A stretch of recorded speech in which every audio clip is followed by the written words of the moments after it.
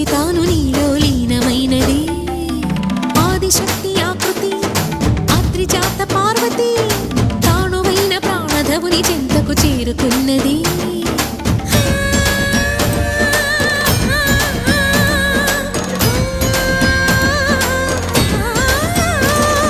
భవుని భువికి తరలించేలా ధరణి దివిని తలపించేలా